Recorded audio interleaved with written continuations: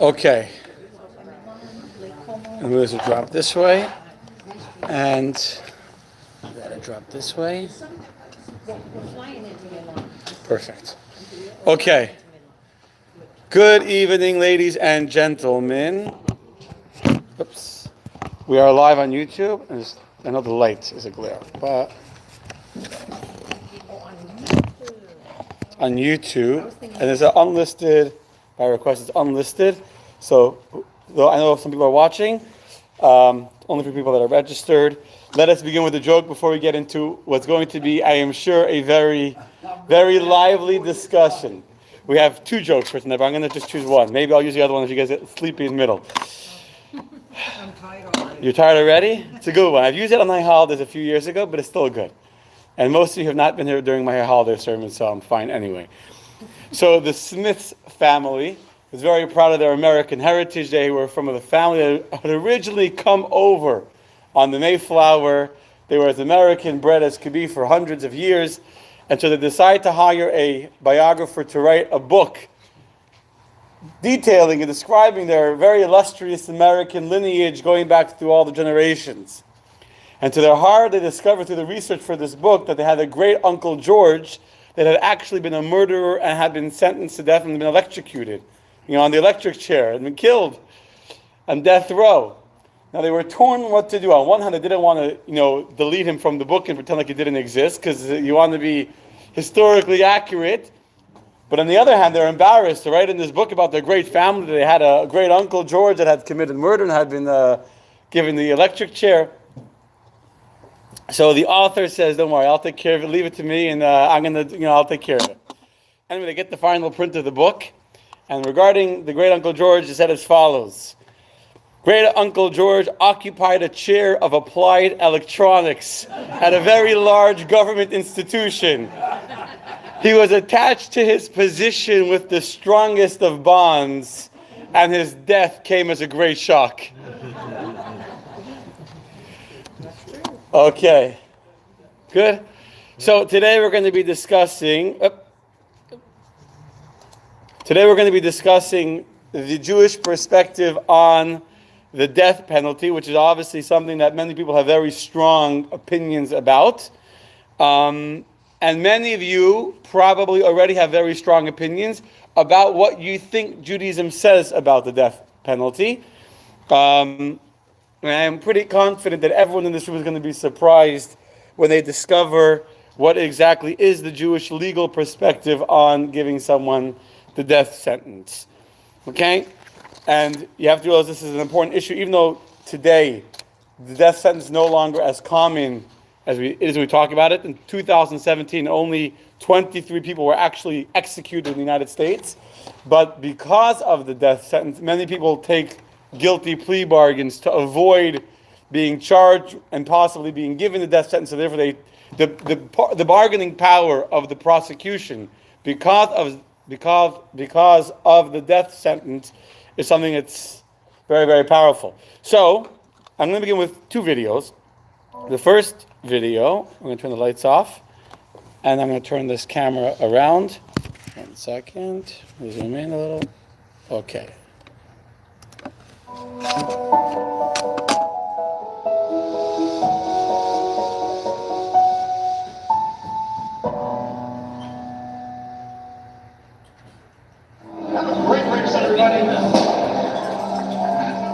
It was the 117th Boston Marathon, run every year on what's called Patriots Day. Schools are out, offices closed. On April 15th, 2013, the atmosphere at the Boston Marathon was typically festive. But at 2:49 p.m., there was a terrifying explosion.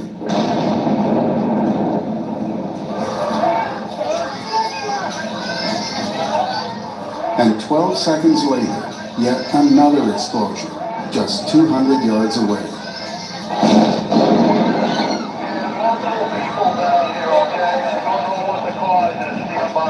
We're interrupting your program because there have been two explosions today at the Boston Marathon. Two explosions near the finish line just a short while ago.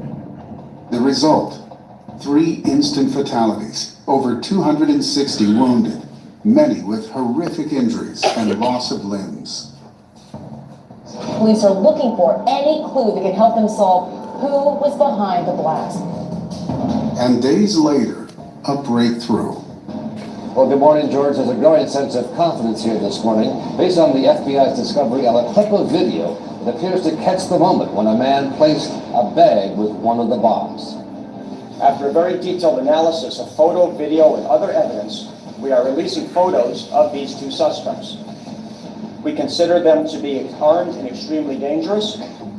No one should approach them. No one should attempt to apprehend them except law enforcement. The suspects were later identified as brothers, Johar and Tamerlan Tsarnaev, originally from the Central Asian Republic of Kyrgyzstan. Rather than lying low, the suspects betrayed their whereabouts to law enforcement that same day by assassinating police officer Sean Collier before moving on. Next, the 2 men carjacked a Mercedes SUV and led police on a wild, violent chase through the streets of Cambridge into neighboring Watertown. We have reported they have explosives here at the scene. There are explosives here at the scene. It's definitely dangerous. The incident is not identified.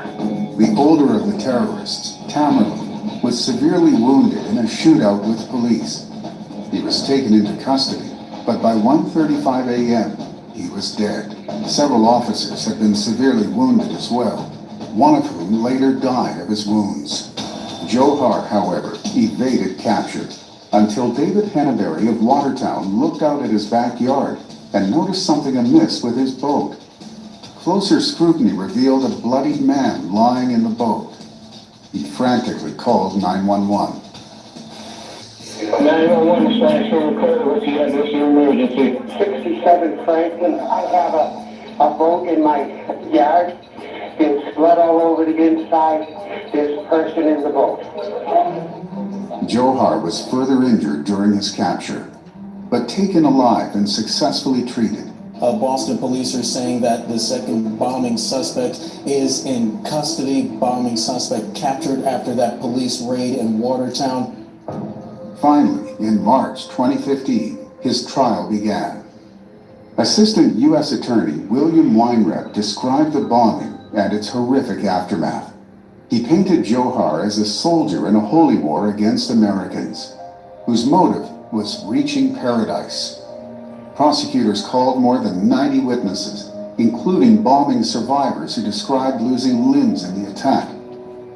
The defense admitted that Johar had planted the second bomb on the sidewalk behind a group of children and was present at the subsequent shootings, but emphasized the influence that his older brother had on him.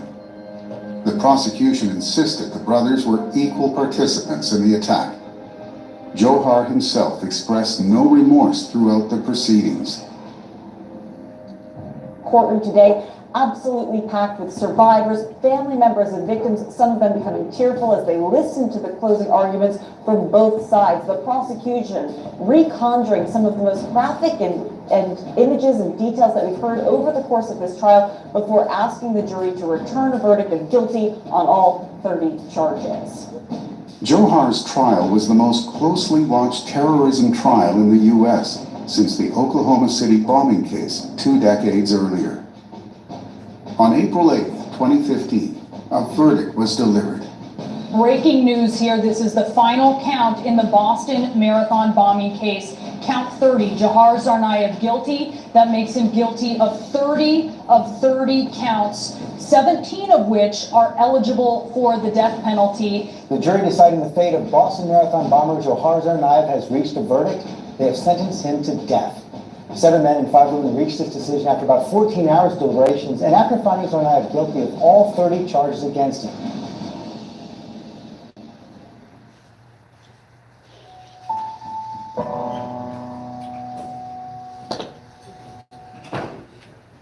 Okay. Turn this around. Okay, so what do you guys say? I don't know how to pronounce his name, by the way. Should that guy, Tsarnaev, should he get the death sentence? Yes, I hear a resounding yes. Anyone say no? Oh, thank you. Okay, let's hear why no. I think the death penalty is too good. It's too good for him. He wants to go to heaven as a martyr. Well, his heaven, and I let him suffer the rest of his life with a new life. In prison, you're saying? Okay. Yes, Teresa. I say no, because, but I say that with a kind of a different criteria. Part of the reason why I say no is because of his age, because of the influence of the brother, because the police officers were, I don't believe that he had a weapon when the police officers were being shot, believing he was present, but from what I understood of the factual scenario. And I don't believe, and I don't know if we know if he had a prior record, I don't believe he does. I know that we. But he did put a bomb. He did plant one of the two bombs. Correct. You're right. Okay. What do you say? He wasn't remorseful. So you're saying, well, he should get the death sentence. Yeah, the vast majority of people in this room are obviously in favor of him getting the death sentence, right? That's correct? Yeah. Who else said no? I said no. You said no. Why no? This is the same reason that you really proved last week. Here was a man who is, whether he's from Czechoslovakia, China, Arab nation, whatever. Kyrgyzstan. Yeah. He's part of God, and God is part of him. Yes, on and on you hear, and maybe it's true or not, maybe people believe it, but it doesn't matter really. Oh, he has a different God. But in essence, on and on, I believe, and more people know it too, and know it again. God is God. It doesn't matter which God. I mean, and he did Okay. a terrible thing. He upset the country for years to come. More than he upset the country, he killed people. He killed people, and those families are not. It's more than. Can I say? Yes.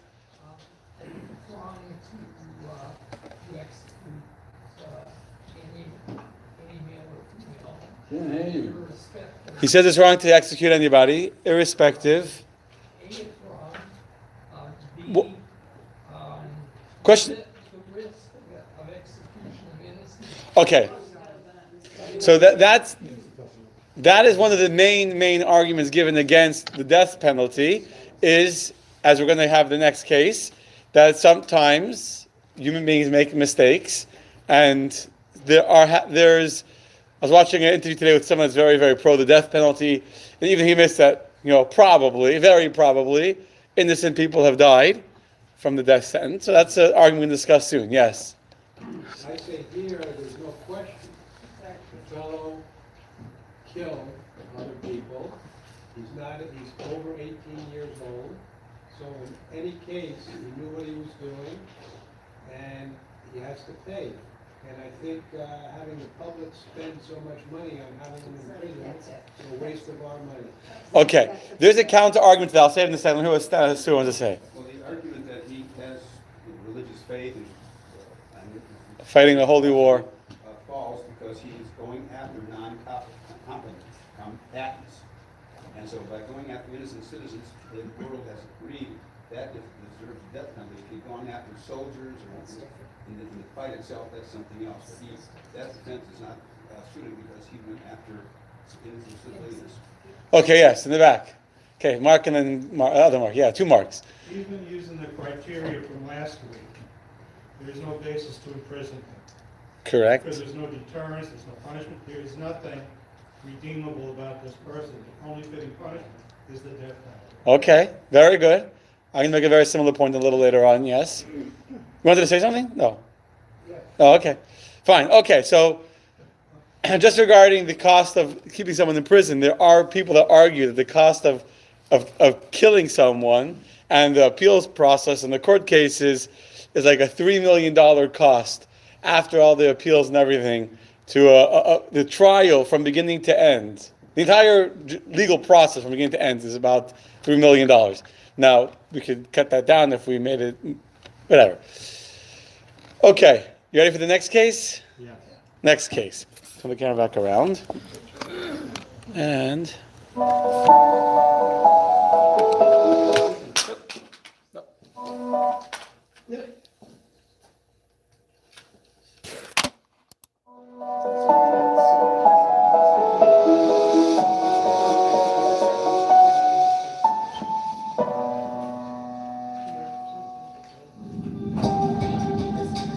Back in December 1991, Cameron Todd Willingham lived with his family in a one-story wood-framed home in Corsicana, a city in northeast Texas. Like many residents of Corsicana at the time, Todd faced poverty. He was an unemployed car mechanic caring for his 3 daughters, 2-year-old Amber and 1-year-old twins, Carmen and Cameron. On the morning of December 23, 1991, while his wife Stacy was at work, the house erupted in billowing flames. The girls died, and Todd fled with burns and singed hair. Fire investigators rapidly reached a grim conclusion. The ferocious fire that within mere minutes of taking hold in the kids' bedroom was seen roaring out of blown-out windows in the front door was the deliberate work of an arsonist. Todd Willingham was arrested and charged with the arson murder of his 3 daughters. But Todd insisted he was innocent, refusing the offer of a life sentence in exchange for a guilty plea. At trial, prosecutors charged Willingham with killing his daughters by fire to cover up his abuse of them. In the children's room there were signs of what we thought was an accelerant cord on the floor. Usually the accelerants will leak through the cracks of the floor and burn underneath, and fire burns up. There was an unusual burn pattern on the aluminum threshold plate, which indicates that something had been introduced, poured down, leaked through. We took a sample of that, and that came back as a positive sample for charcoal lighter fluid. Another integral part of the case against Willingham was the testimony of Johnny Webb. He said, well, you know, I can't deal with what I've done. And I said, what are you talking about? And that's when he confessed to what he had done. Webb had been Willingham's cellmate, and he testified that Willingham had confessed to him that he set the fire to hide an injury or death of one of the girls, which was caused by his wife. Todd Willingham continued to maintain his innocence, but on October 29, 1992, he was sentenced to death. I feel like justice was served for those 3 little girls. It was a jury of 12 people of this community who determined that with all the evidence presented to him that he was guilty. And that's the way the system works.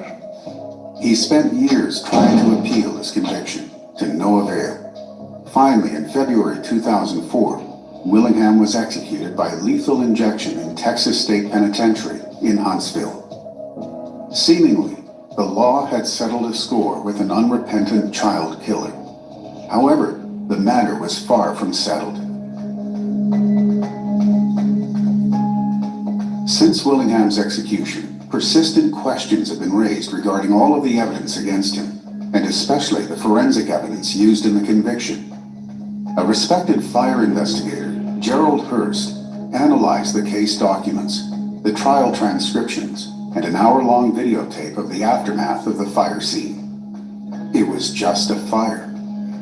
Taking a look at the photographs and video and testimony and fire investigation report, it became apparent that we were dealing with a fire which had gone to flashover. Flashover, the instant ignition of all combustible material in a room. The flashover had left natural patterns on the floor that all post-flashover fires tend to leave behind, and these had been misidentified as pour patterns, and thus the fire had been labeled an arson. Hurst concluded that the fire had one point of origin, not 3. Puddle-shaped scorch marks occurred naturally and had been replicated in experiments. Evidence of lighter fluid by the front door turned out to be caused by a melted can of fluid left beside the family grill on the front porch and spread under the door by the firemen's hoses. No fluid was found at the fire's origin. A separate team of arson experts reached the same conclusion. Todd Willingham's case falls into that category where there is not one iota of evidence that the fire was arson. Not one iota. Due to the outcry, the state of Texas ordered a re-examination of the case in 2009. Dr. Craig Baylor, hired by the Texas Forensic Science Commission to review the case, found that a finding of arson could not be sustained. The pilot report is point for point a confirmation of the original Hearst report that all 20 of the indicators were wrong. This is an accidental fire. As for Johnny Webb, the jailhouse informant, accusations of prosecutorial misconduct have arisen. During trial, prosecutors denied promising Webb a sentence reduction in exchange for testimony against Todd. Later, however, the prosecutor in fact interceded with the Texas Parole Board to secure an early release for Webb. Even more disturbingly, back in 2000, years before Willingham's execution, Webb had sent Prosecutor Jackson a motion to recant testimony, which declared, Mr. Willingham is innocent of all charges. Willingham's attorneys were never notified of this. Webb subsequently recanted his recantation, but in a taped interview in 2014, he again said that Willingham had not made any confession to him. Willingham never, ever, not once told me that he killed his family. Never said that. I was told to say that. You know, I'm sorry I lied about it. I wish I could change that. I can't. Could the state of Texas have executed an innocent man?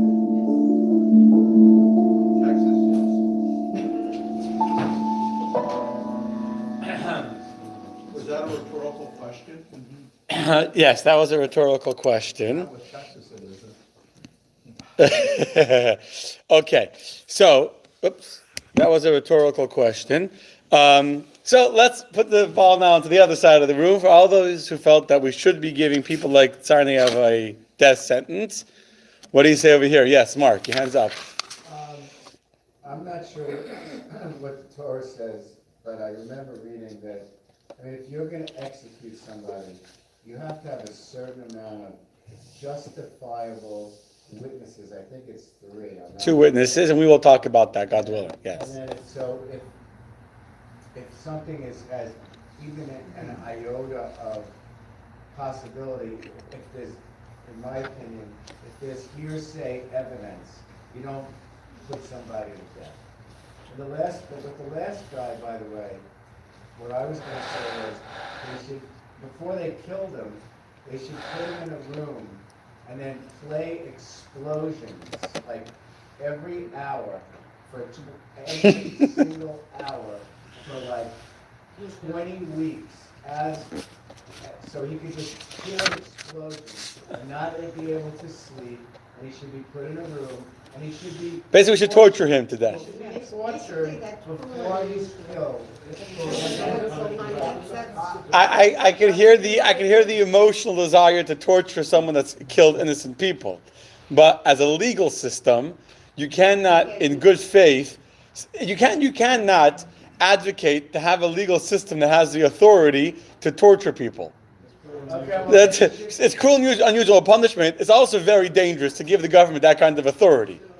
I mean, you know how many governments in the course of history have used the ability to torture people, and that's very dangerous. It's made me, and ethically, obviously emotionally it would feel good to torture someone that killed innocent people, but ethically, just because it feels good, it's a very hard case to make that morally and ethically we should be torturing people that torture somebody else. Even retribution, as I said last week, is not revenge. I didn't get into it in detail. Revenge and the first theory of punishment, which is retribution, is not the same thing. Retribution is just you ended a life, so the same has to happen to you. We don't try and make the person suffer the way that they made somebody else suffer. That's yes.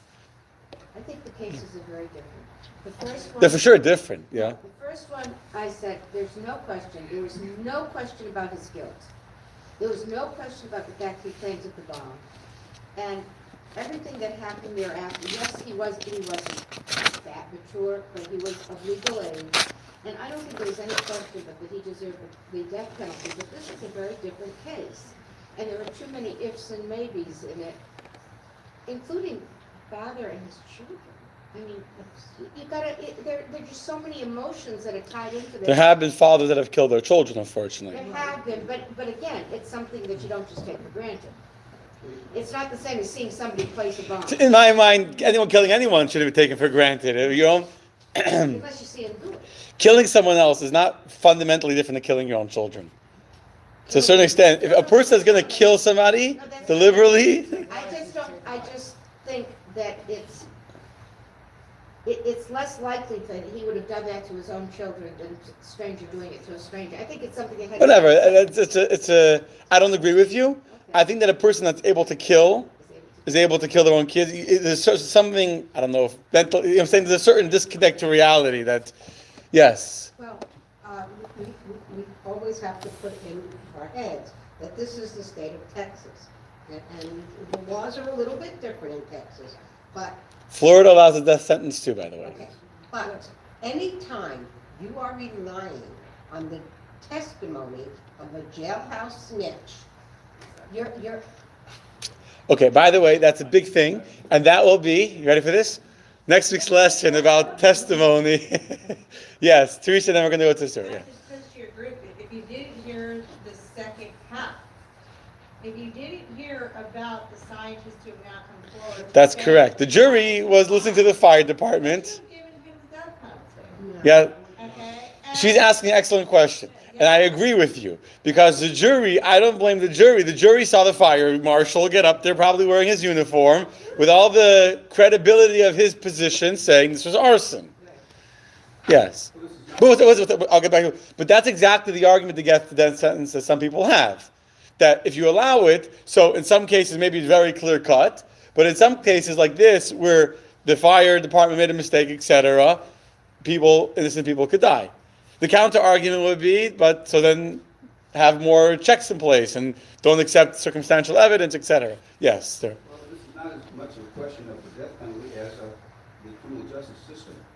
Correct. And you have to make sure the criminal justice system works and so on and so forth, because if, let's say, he's been sentenced to life imprisonment, and then he spent 25 years of his life in prison and the time he's innocent, there's still he's lost a lot of his life, and it's the criminal justice system that has to be looked at, not the death penalty itself. That's correct. So that's the counter argument. The counter argument is the fact that it's not Texas per se.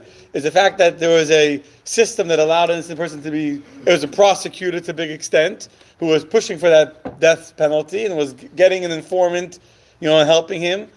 So we have to crack it on the system and how it's done, how it's implemented. Yes. Unfortunately, and it's not unique to Texas. There's a system in place that allows these, whether it's a jailhouse snitch or people trying to reduce their own sentences, as far as being culpable themselves, which there shouldn't be a death penalty with those type of cases, because obviously this guy Webb had an incentive to tell the story, and that goes on in federal cases, it goes on in state cases, and it's going down a dangerous road when you do this, because everyone's got an angle and they're trying to get something out there, being altruistic just because this guy can fast. Although I'm sure that happens occasionally, but there's much more to it usually.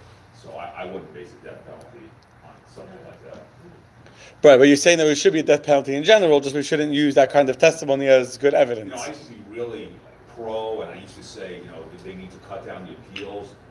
No way. I would say, 13 years, 15 years is too much. Look at how many, unfortunately, in the past, how many innocent people have been put to death. If anything, you have to keep, I'm not for reducing that at all. Unfortunately, that's the price to pay. We're going to, have that ultimate, punishment, the death penalty. It's just too easy in a lot of these jurisdictions around the country to take somebody who's innocent. There's prosecutorial misconduct, there's police misconduct, there's, mistaken eyewitness testimony. There's all We're going to talk about that next week too. The eyewitness testimony, how reliable that is. That's also next week. Yes, Steve. I believe the death penalty is valid only when there's irrefutable evidence. It's irrefutable, it's solid. Irrefutable. Yes, it's okay. Good question. What does irrefutable mean? You have eyewitnesses, more than one, as was the case in our first film, where it's evident that the murder took place because the fellow had bombs. Just when there's no question. Yes. Yes. But the death penalty, the question with the death penalty is, if you're in favor of the death penalty, then you're in favor because innocent people are going to die. History proves that.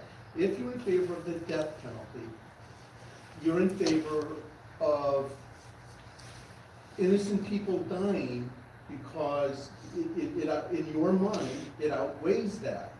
You know, and then for people that are not in favor of the death penalty, those of us who are not in favor of the death penalty, look at it like there's a lot of really nasty people that probably should die, but because the risk is that person might be innocent and we don't know because we're human.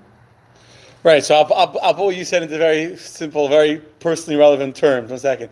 Coming up this week, February 14th. So Nicholas Cruz is going to be tried, and they're going to try and get him the death penalty.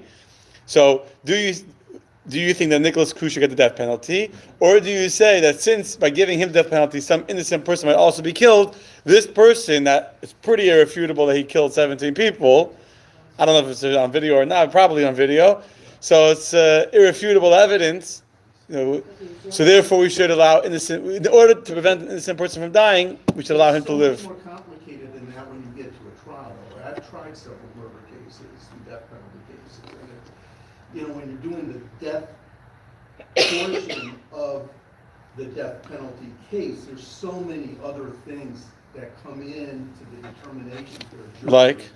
You know, and so what they're banking on, you know, they've already said he's guilty. I mean, they're gonna go through the rigmarole of trying a case, he's gonna be convicted. And then it comes down to the people that are doing the mitigation on the case. You know, that's a tough case. My daughter was in that building when it got shot up. Wow. And I've had, and I'm not in favor of the death penalty, but I have in some very dark times of my life thought about killing a kid. You know, and it's something I've wrestled with. It's pretty screwed up. But overall. Okay, so you're saying that we shouldn't give anyone, even Nicholas Cruz, the death penalty to prevent someone innocent from being killed. Correct. Okay. Yes. And then we're going to move on. Yes. There's guilt and there's guilt. In the first video we saw, it was just so clean. They were in their own little world. They weren't caring about anyone else. It was just so much more vicious to my thinking. Where in the case of Nicholas Cruz, it was awful. There was no question. It's a nightmare that all of us are going to live with for the rest of our lives. But he was mentally disturbed. He wasn't given the care he should have been given by the school department. He wasn't given all the stories that come in the background, and he was a kid. So I think that's very different than somebody like in that first video. Okay. Yes. No, I don't want to talk about parking because that's a different subject. But as far as the two examples you gave today, the only thing that distinguishes the two cases really is clear motivation. In the first place, the motivation was to kill people, to take an active war against America, to try and destroy America. In the second case in Texas, the only motivation that the state was able to produce is that he abused his children. That's a motivation. But they never proved it. He denied it. They just said there was examples of it. But, you know, I mean, I wasn't there at the trial. I don't know what the evidence was that proved the case of child abuse. But that was the motivation for the murder and covering up the deaths, the reason for the deaths to cover up the abuse. The motivation is the key factor. And the fact that the second individual in Texas denied doing it, he's denying that there was child abuse, he's denying all these other things, and the state failed, really, to make a convincing case to impose a death penalty. And that's what's key to a death penalty case. What is the motivation behind the act? And in the first case, the act was to destroy and kill. In the second place, I don't think they proved motivation. Okay. Gary. I don't think the motivation is that important, frankly. The measure that we use to determine the guilt, in my mind, what's most important, the level of proof. You can see that there's very little doubt. I suppose there always is some doubt. I don't know how you doubt that this kid planted the bomb at the Boston Marathon. I suppose there could be some doubt they tried to raise it at that trial. Right? It's but once you allow. There's a much lower level of proof than that one in the second case. Okay, yeah, absolutely. Okay, let's go through the arguments for and against the death penalty. So, for the argument in favor of the death penalty, first of all, people argue that to give the death penalty is immoral. Straight up, it's immoral, right? Secondly, meaning we don't have the right to kill somebody, whether or not they committed a crime. We don't have the moral authority to also kill that person. Number two, it's not an effective deterrent, which is a big matter of debate. I was reading some interesting studies on this. If you compare states that have the death penalty to states that don't have the death penalty, or states that did have the death penalty then abolished the death penalty, you don't find the correlation between the number of murders and before they abolished the death penalty and afterwards, etc. There's other studies that are proving that those studies are not accurate because those are not taking into account economic things, and it is no clear. There was just on this one point. We'll get to it in a second. On this one point, there was a commission made in 2012. If you look at the end notes, you should have them in your books, I think, that there was a committee, National Research Council established a committee on deterrence and the death penalty. And in 2012, the report found that basically there's no conclusion. All the studies don't prove anything either way. And the commission decided there is no conclusive data to prove if the death penalty is a deterrent or not. Yes? Well, I don't know the statistics on it, but I do know that, from what I've read, that most of the murders that take place of a family member or a domestic partner, and most of the time it's emotional. It's not, nobody says, "Oh, I'm not going to murder this person because of the death sentence." I may get the death penalty. Those First are of all, not- nobody thinks they're going to get caught anyway. Those types of murders, though, are not death penalty cases either. Those always tend to be second-degree murders, crimes of passion, and you don't get the death penalty on. I mean, you can. Right, it has to be a premeditated, planned. Correct. Good point. Okay, next, it's costly to give some of the appeals process, etc. It's a much more complicated and expensive trial for the government to do to fight for a death sentence versus just fighting for a prison term. In addition, a big discussion is the ability that humans can make mistakes. Now we're fallible. And finally, there's a big argument about the racial inequality of the death sentence, and people both of racial color, black people, and also of economic levels, lower economic levels, that are at higher likelihood of getting the death sentence than someone of a different racial background or money. Okay, on the other side of the coin, some people argue that to give the death sentence, that is justice. If you killed someone, you deserve to die. You should have bombs blowing up in your room every single hour. You deserve to die for what you did. They argue that it is an effective deterrent. Again, this is a matter of debate. There's no clear data proving one way or the other way.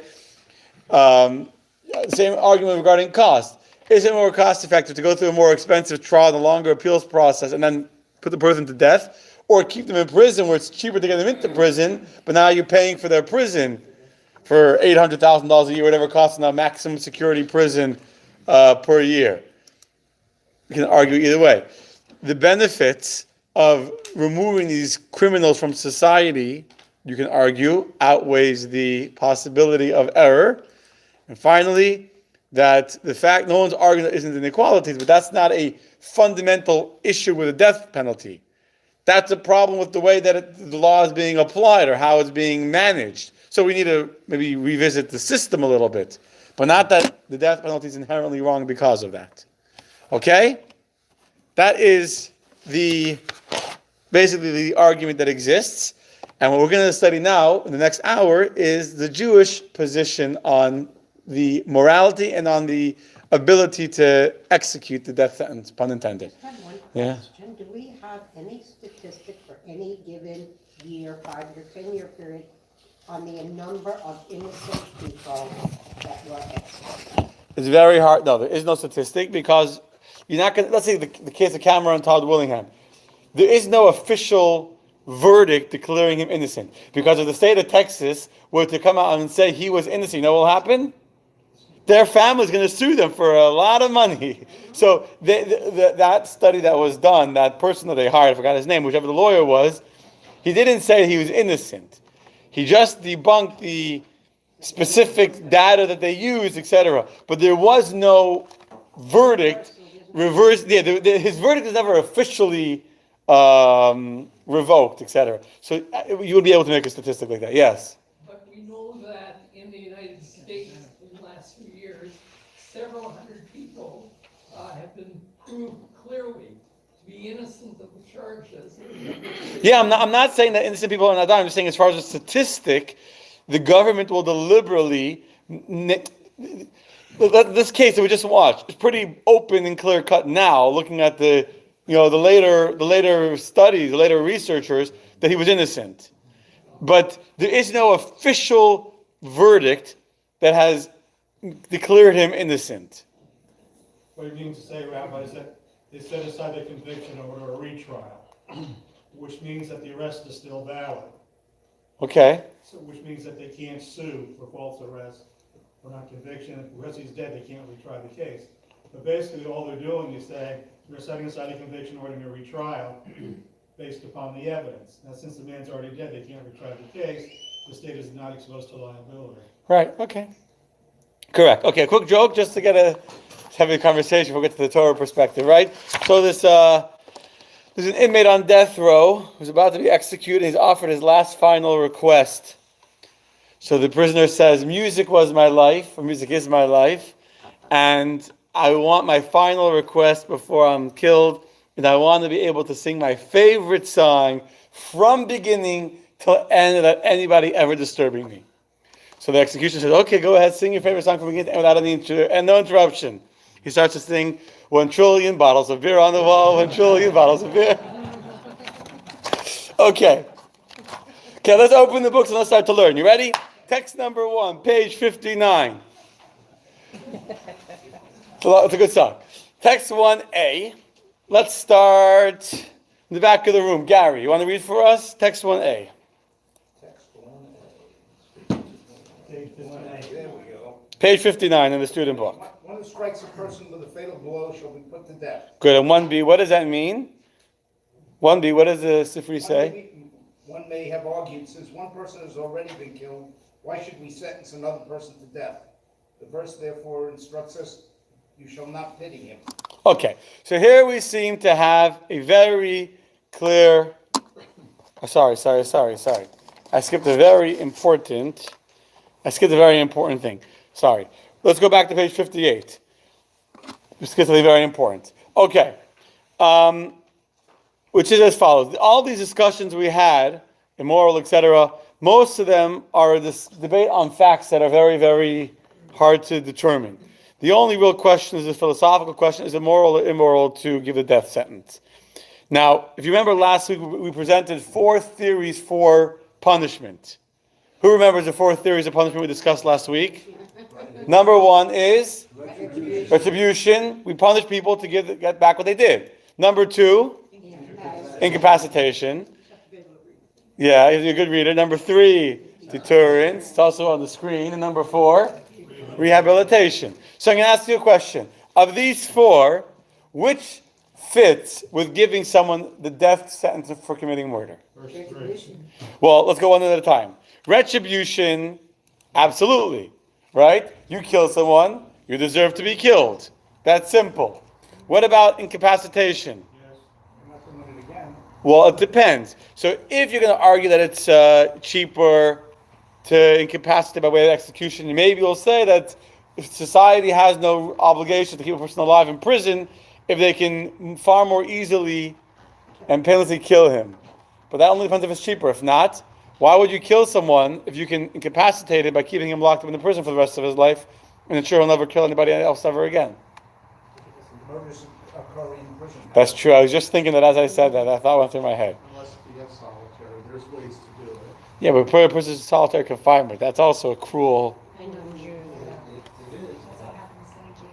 Okay, what about deterrence? So again, there's arguments being made both sides. If the death sentence is a deterrent, it would seem to me from the little bit that I've read of the studies, there's no data to prove it. Now I'd agree that most murderers don't think they're going to get caught, or they're not thinking when they do it. So maybe yes, maybe not. But what about rehabilitation?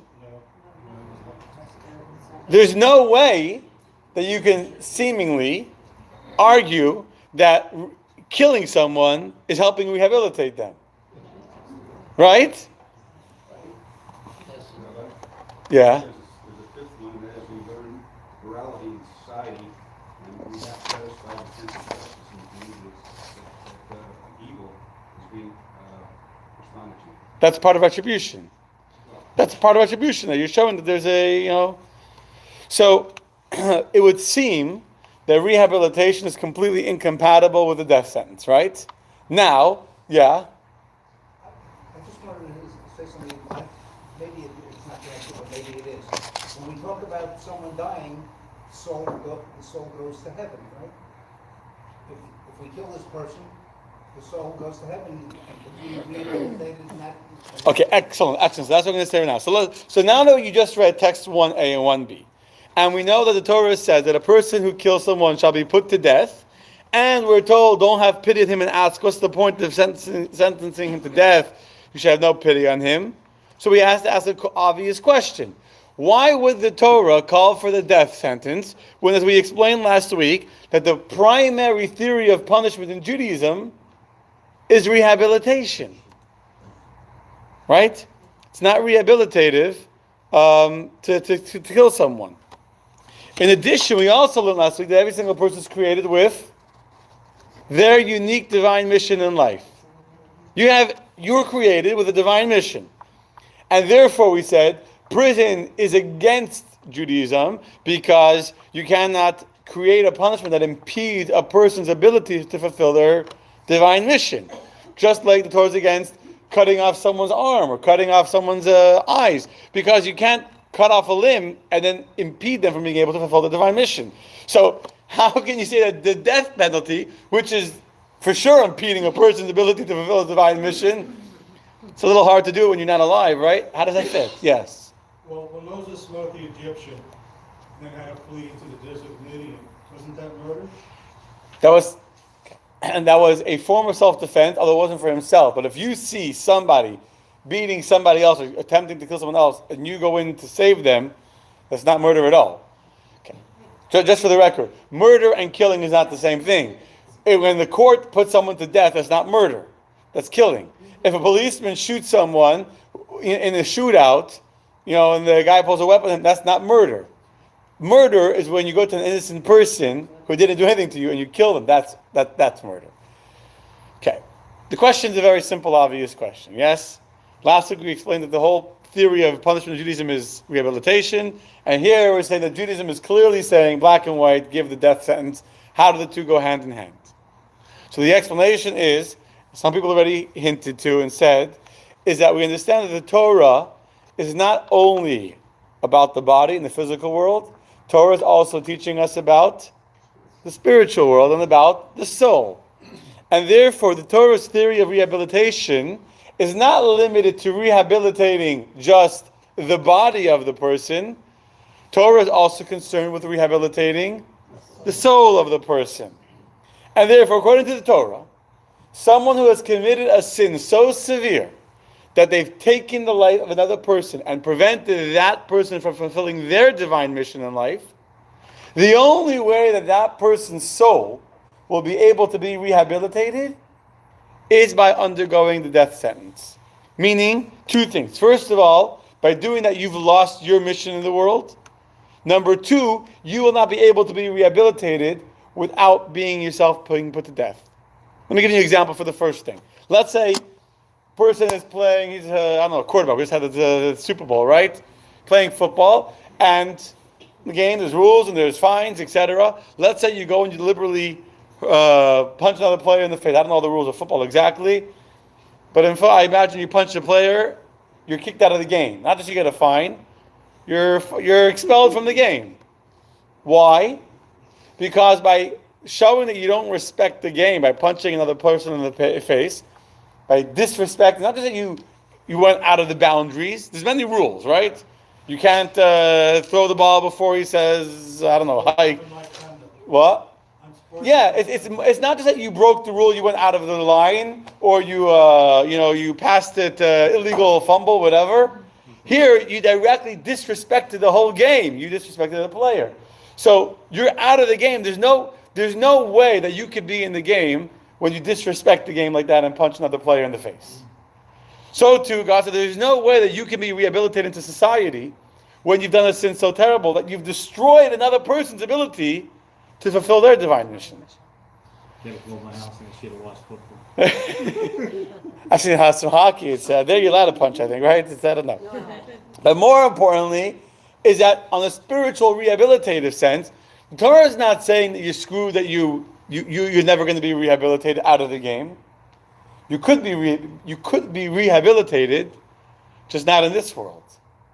But if you are put to death, that will be your kapara, that will be your atonement to allow for a rehabilitation in the world to come. Hence, the Torah is so focused that a murderer should confess before they're put to death. Why do we need you to confess before you're put to death? Let's read text number 2. Go to the front of the room. Faith, you want to read text number 2, page 60? The condemned person is told, confess your transgressions, as it is the practice of all those who are to be executed to confess. Anyone who confesses and regrets his transgressions has a share in the world to come. We find this in the case of Achan. I'll interrupt you for a second. Achan was a Jew living in the times of Joshua, first generation Jews to enter the land of Israel. And the first city they conquered was Jericho, Yericho. And God said that no one should take any of the spoils from the war home, should all be offered to God. There was one man who couldn't withhold the greed. He stole some of the things personally, took them home. As a result of that, the next battle that the Jews fought in the city of Ai, many Jews were killed as a result of that. Joshua prays to God, what happened? Why did the Jews lose their spiritual protection? That all the people died in battle? And God told him, someone stole from the loot of the city of Jericho. Do a lottery, pull straws, see what it is. Achan is found to be the guilty one. And Joshua says to him, please, my son, confess before you die. Keep on reading.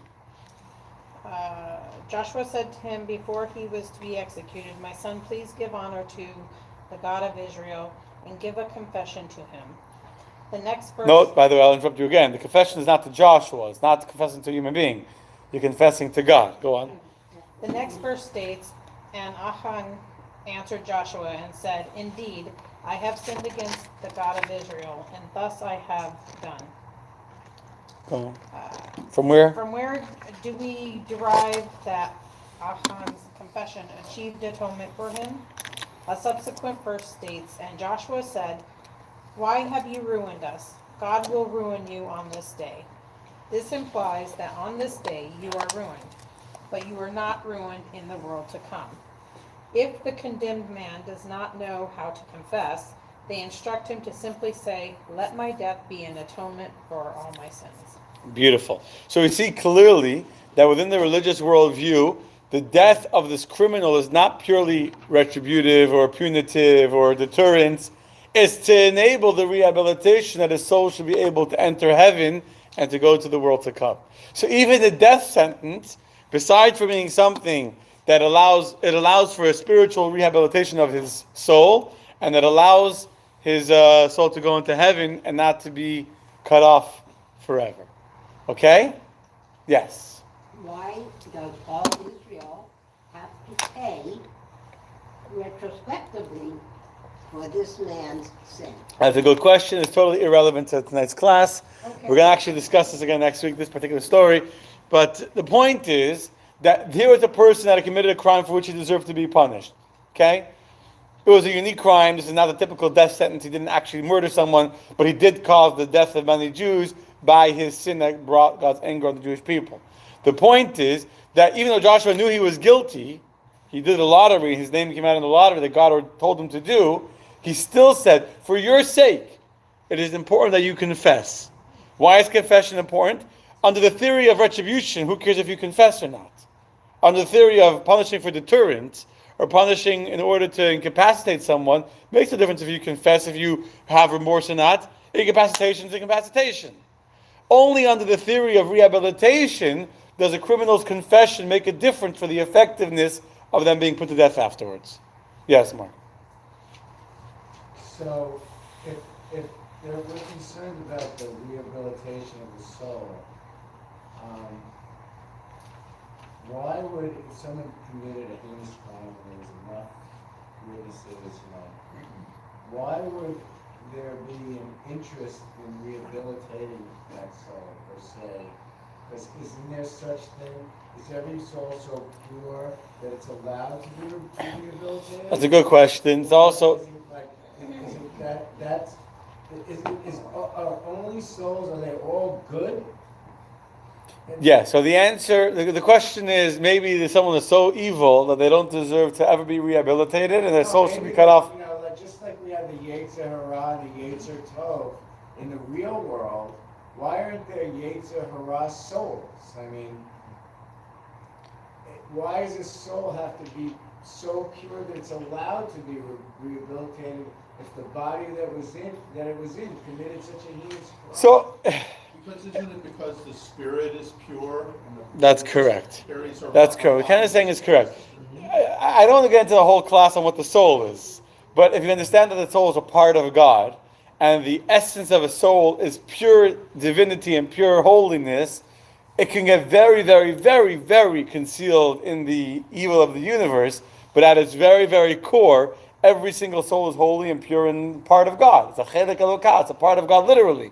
So at the end of the day, it has to be returned back to where it came from, under the throne of God's glory, and the death penalty is part of enabling that process. Yeah.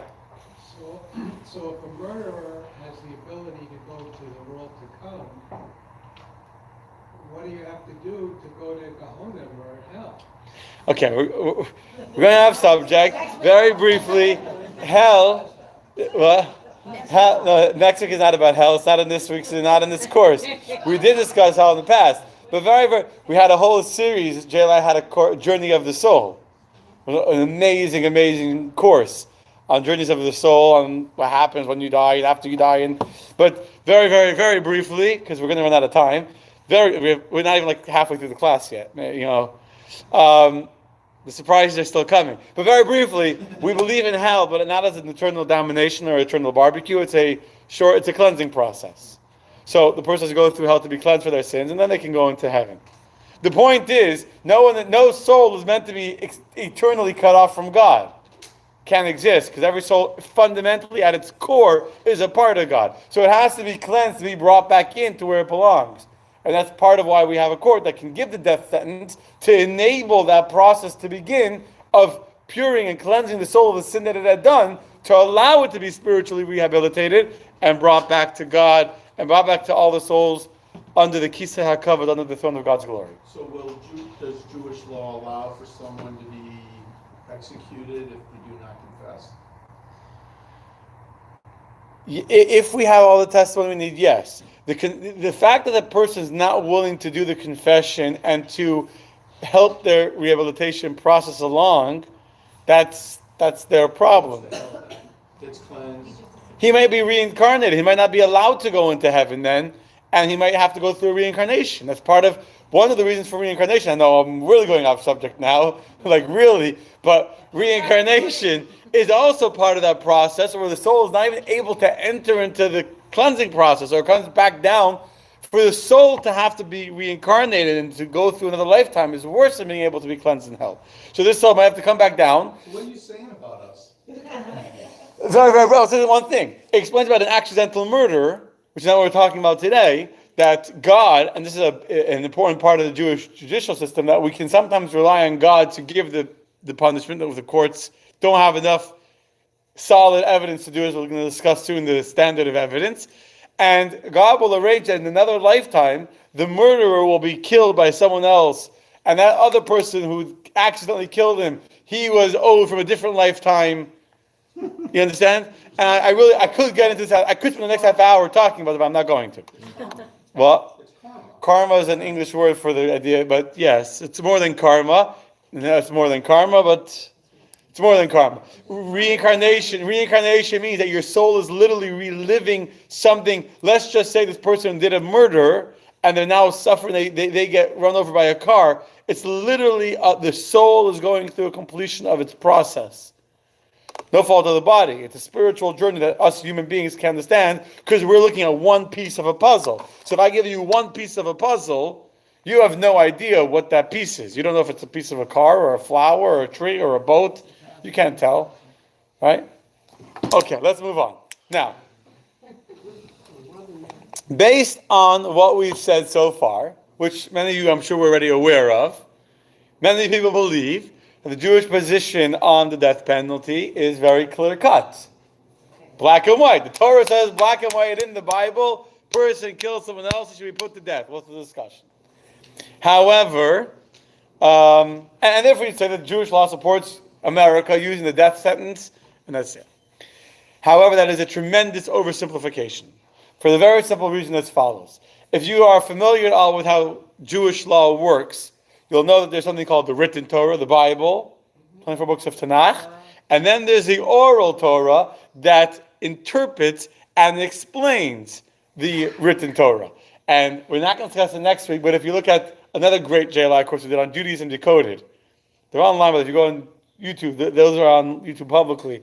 You go onto YouTube, Judaism Decoded, the whole idea of an oral transmission of interpretation of what the Bible means. When God says you should put a person to death, for example, last week we mentioned about an eye for an eye, a tooth for a tooth, although it says an eye for an eye, it has always been understood in the oral tradition or passed on from teacher to student until it was transcribed in the Mishnah and then explained in the Talmud and brought to Jewish law, that this is not a literal interpretation, it's meant to be an impression of the value of what you pay, etc. So before anyone who cares about what Judaism says can extrapolate anything from Judaism or Torah to modern day law, you have to look in the oral Torah, the Torah Shabbal Peh, in the Mishnah, in the Talmud, to understand how does God want the death sentence to be used, what is the parameters that the Torah gives to using the death sentence, and then we can try and extrapolate from there to modern day law. Okay? So, let us see what, there's many different areas of requirements. Today we're going to focus only on two of the main categories of restriction in oral law. Number one will be the certainty required to commit someone to the death sentence, and number two, their intent. Third will be the judge, but we won't get there today. Okay? Text number 3. Neil, you want to read text number 3? The court does not punish based on logical explanation, only on the basis of the testimony of witnesses who clearly saw the crime. Even if witnesses saw a person pursuing someone and warned him against committing the crime, if they subsequently diverted their attention and did not see the actual murder, the suspect cannot be executed based on this testimony.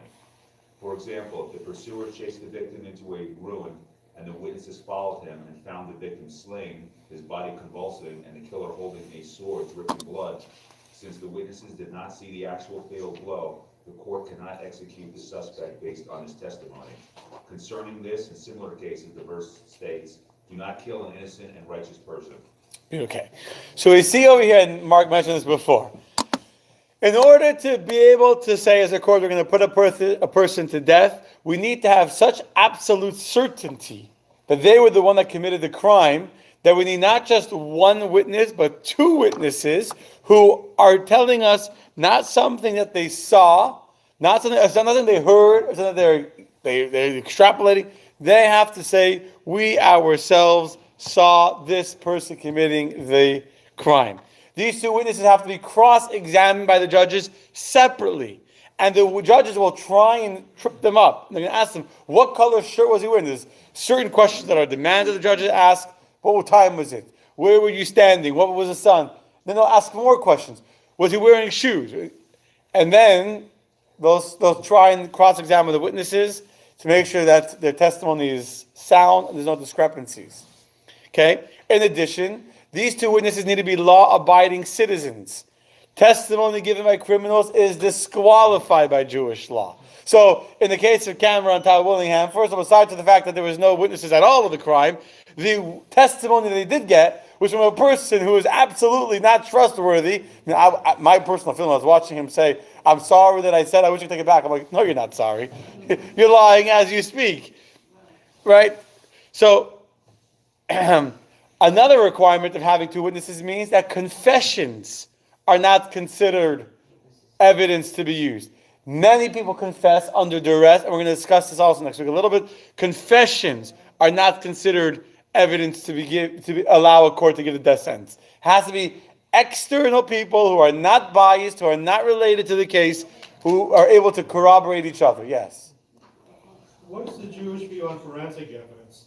I mean, today we demand DNA, and let's say the DNA says, well, he was there, but according to this, nobody saw the act being committed, so therefore DNA evidence would be inadmissible. Okay, so I was reading a lot of discussion about DNA. So first of all, the answer is the Torah is very clearly saying that you cannot be any what's the word? What would you say? Forensic evidence. Well, it doesn't mean forensic, but it can't be anything other. It has to be actual witnesses. It has to be actual witnesses. We're gonna read the next. Here, here we just read. For example, you see in the case of the end of this text, number 3, you see the victim being chased into a room by this guy. He comes out holding a bloody knife. 2 minutes later, you go in, you see the guy on the floor dead. You cannot convict him on that. Now, regarding DNA specifically, DNA is still a science that has done tremendous things, but it also has its holes. And just for example, something very interesting. So there was a terrorist, there was a guy who stabbed a few people, I don't know how many people, in the Jewish Museum in France a while ago. And just now it came out, so they tried proving he, based on the video camera, there's no one saw him stabbing the person. On the video camera, they saw him walking in with a knife, etc. But their defense is arguing that on the door handle, there's no DNA of him on the door handle. And then the video camera, you see of him, you see him push, whoever the stabber is, it's hard to tell in the camera, it's not so clear. In the camera, whoever is the stabber pushes the door handle. And since the DNA of this guy that they arrested, they're trying to, to convict of the murder, his DNA is not on the door handle. So they brought in the forensic expert who was able to prove that you could touch the door handle without transmitting DNA, and when the victim's DNA is also not on the door handle. So the point is, DNA is not an all nothing perfect science. It also could have its flaws. Yes. No one's seen it happen live, but it was recorded on videotape. So someone watching it later sees the murder. Now, can 2 people watch it? And then 2 witnesses? That's a good question. Could me and you be considered witnesses if we're watching the CCTV? I don't know. I don't know about that. It's a good question. Yeah. It's a good question. I have to ask that. I don't know. The person who's charged with crimes and he pleads guilty, can that be accepted? No, as I said clearly, confessions do not count. There have to be 2 eyewitnesses. He cannot plead guilty to doing the murder. And how many cases have there been of people that have confessed to crimes that they didn't do? They were coerced. They were told, they'll probably be better. Easy on you. It'll go good for you. Yeah. Yes. On the last example, Hollywood already made a movie like this back in the 30s, a Perry Mason movie, and it was like he got it off on reasonable doubt. Okay, that's number 1. Number 2, the second requirement that Judaism demands of the court in order to be able to give the death sentence to someone is to be able to prove beyond any shadow of a doubt that they had deliberate intent to commit this murder and they understood the ramifications and the punishment for it. Meaning that all legal systems require proof that the murder was intentional. That's in every legal system. But what Judaism, Jewish law is demanding is that not only the murderer have to intend to commit murder, he has to do it with the full knowledge that it's a crime punishable by the death sentence. And therefore, in order to ascertain this level of warning, this level of awareness, the witnesses have to warn him before he does the crime. Meaning, if you have 2 eyewitnesses that are sitting and watching, they're hiding in the corner, cowering in fear, because they see there's a guy with a knife chasing the other guy around the room, and they see him stabbing him to death. But they never spoke to him. And they never warned him and said, you should know that what you're doing is going to give you the death sentence. The courts cannot punish that person. Text number 4.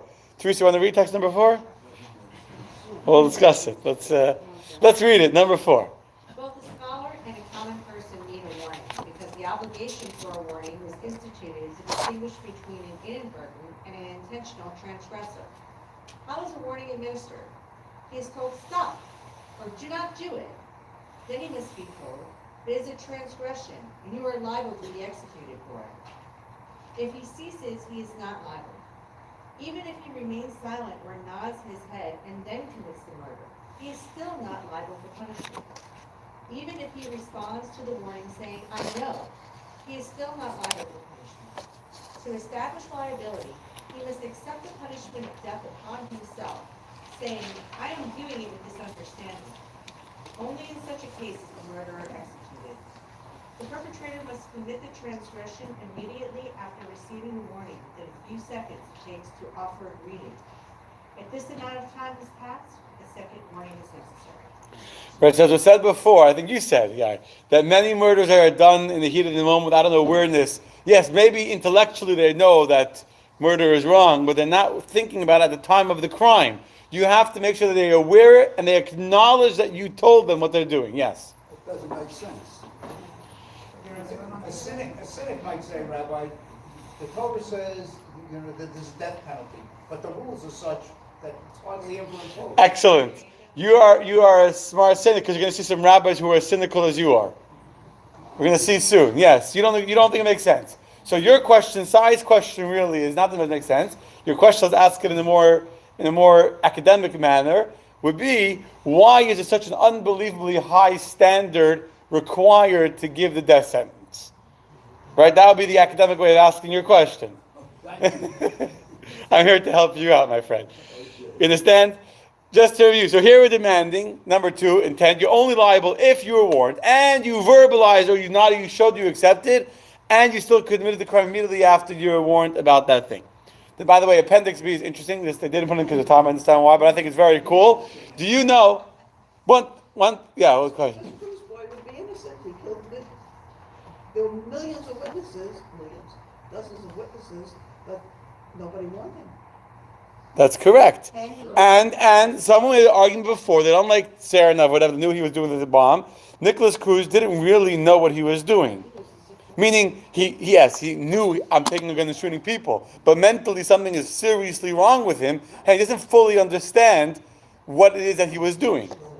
Part of the challenge, does that mean that he had to be warned right then?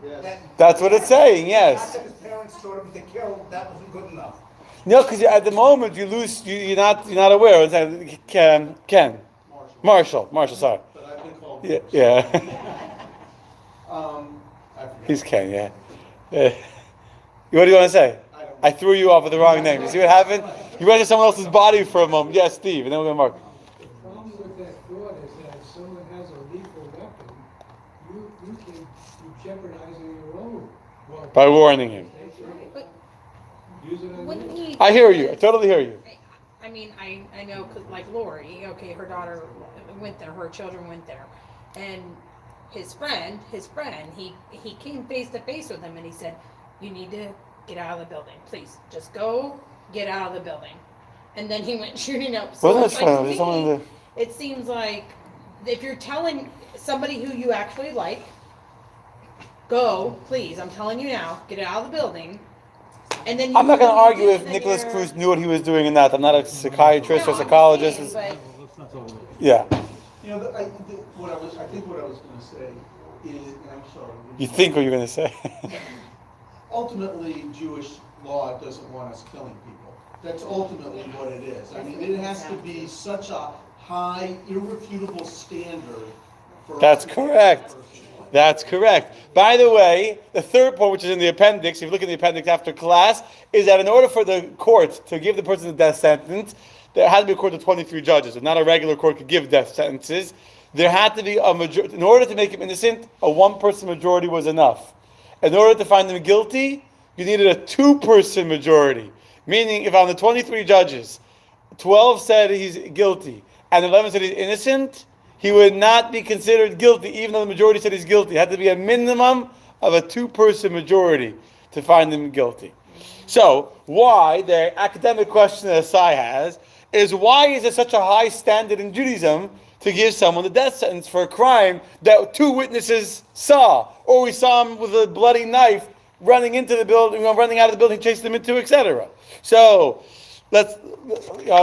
text number 5 is basically the warning speech that the judges would give witnesses testifying in the capital case. And the judges would warn these witnesses and say to them, you better be really, really, really careful. You can read the beginning of text 5 to yourself. You better be really, really careful to make sure you're saying the truth. Because Capital cases are not like monetary ones. It's not a money thing that can be returned.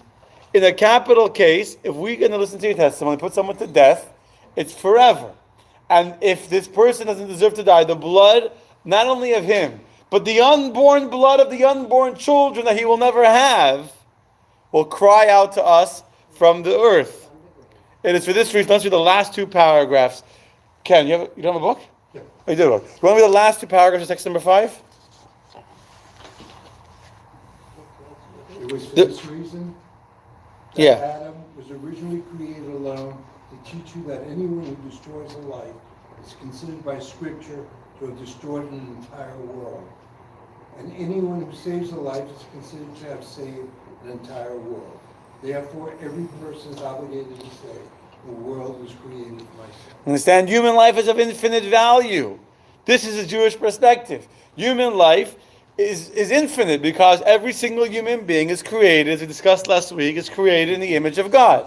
And therefore, since each and every man is so important, that the existence of the entire universe is justified for just the creation of that one person, the stakes are too high to allow us to accidentally kill an innocent person. If we kill an innocent person, the bloods, plural, of your brother will cry out to us from the earth. Unborn generations will be demanding justice in heaven, spiritually, etc. Okay? Now, the Rambam Maimonides says that once you understand the value of human life, now you can understand why even in the case like text number 3, where the person is chasing him with a knife into the cave, in the abandoned building, nobody is there, and he comes out with a knife dripping blood, etc., where the circumstantial evidence appears to be as obvious and as certain as possible, nevertheless, without the witnesses, the murder cannot be executed. Why not? Text number 6. You want to read, Stuart? Text number 6. Do not question this law and consider it unjust. Some possibilities are extremely probable, others extremely unlikely, and others in between. The realm of possible is very broad. If the Torah would have allowed the court to punish when the offense was very probable and almost definite, then we would eventually come to punish in cases that are less and less probable. Eventually, people will be wrongfully executed based on flimsy indications and the judge's subjective estimation. God therefore closed the door to this possibility and forbade any punishment unless there are witnesses who testify that they are certain about the facts of the case beyond any possible doubt and with no other possible explanation for what transpired. If we do not inflict punishment even when the offense is most probable, the worst that can happen is that someone who is really guilty will be exonerated. If punishment is given based on the estimation of circumstantial evidence, it is possible that someday an innocent person will be executed. It's better that even 1,000 guilty people be exonerated than someday execute even one. Very intense statement of the Rambam over here. Better that 1,000 guilty people be exonerated and one innocent person be executed. Are anyone familiar with the Blackstone formulation? Blackstone formulation is that better that 10 guilty people go free than to kill one innocent person. The Rambam, who has such an understanding of the divinity of human life and the unlimited possibilities, the unlimited potential of human life, says when it comes to circumstantial evidence, there's too many ranges of possibility.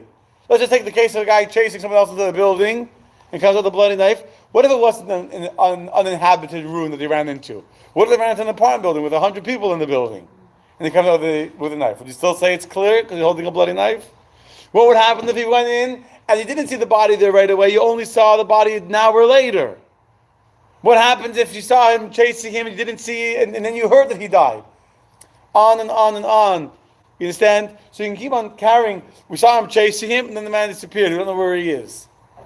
The levels of what's considered probable or probable in circumstantial evidence could just always change. There's unlimited possibilities of circumstantial evidence. And therefore, since when you're talking about circumstantial evidence, there's always going to be the risk that you're going to execute an innocent person. The Rambam says such a tragic outcome is unconscionable, and we cannot allow that to happen no matter what. Yes? So is this a universal belief by most rabbis? In Israel, there's debate going on. Big debate. They don't have the death penalty, but there's certain factions that are calling for it in the case case of, terrorists, and they only have one time in their history with the. Eichmann. Right. So where does the religious community stand? Is it almost universal where they oppose the death penalty except for these? Guess what? High standards, or? Guess what? Next part of lesson 2. Yeah, we're going to talk about it. Okay. Based upon these very, very strict standards and procedural biases that the laws of the rabbis of the oral tradition put onto this ability to give the death sentence, led to the following statements in the Mishnah. Text number 7. Ron, you want to do text number 7? Page 68. A Sanhedrin that executes once every 7 years is called a destructive court. Rabbi Elazar ben Azariah says once every 70 years.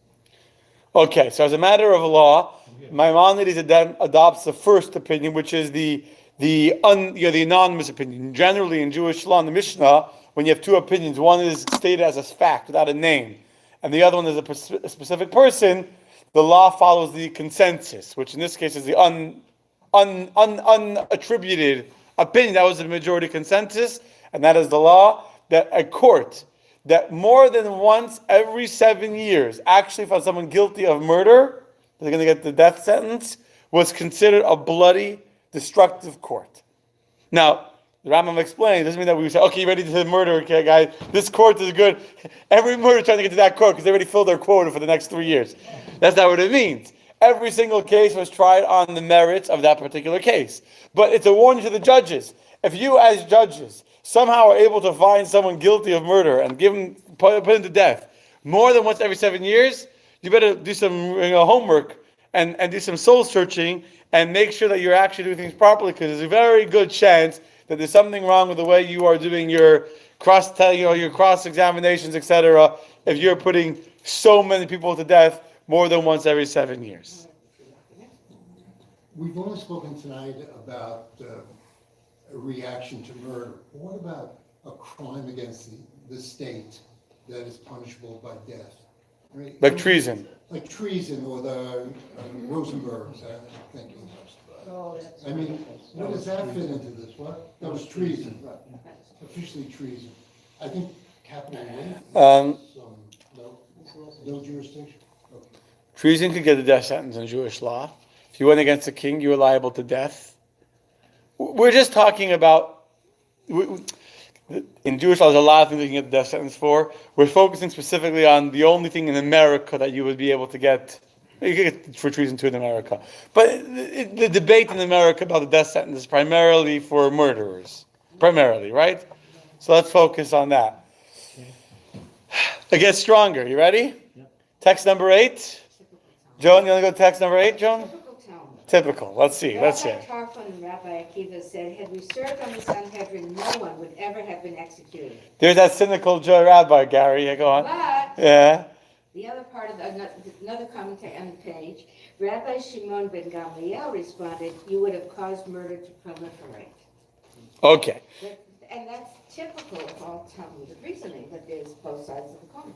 That's right. Now, then what you don't get when you just learn Talmud, you have to learn Jewish laws. What's the final ruling? So the final halachic accepted opinion is not like Rabbi Tarfon and Rabbi Akiva. The ruling, again, is, as we said before, the unnamed, the unattributed statement that a court shouldn't be giving the death sentence more than once every 7 years, and that is a halachic verdict. However, whenever we're told an opinion in the Mishnah, there's a lesson here. Because there's many opinions that did not make it into the Mishnah. We're not getting to how the Mishnah was created. Not every opinion is part of the Mishnah. So the very fact that this opinion is presented in the Talmud means that it's an opinion that has validity and it's worthy of analysis.